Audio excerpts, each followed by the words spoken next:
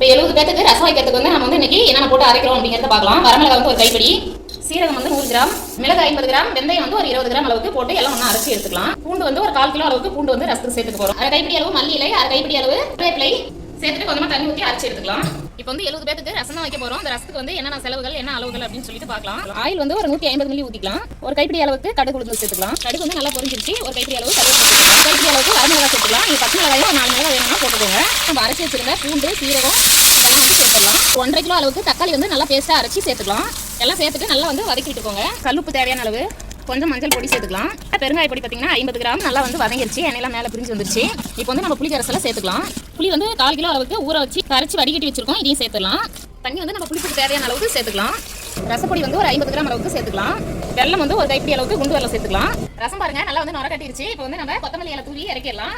வந்து நல்லா கொதிக்க தேவையில்லை. இந்த மாதிரி வந்து நல்லா நுர கட்டி இருந்தாலே போதுமானது. ஆஃப் பண்ணிடலாம்.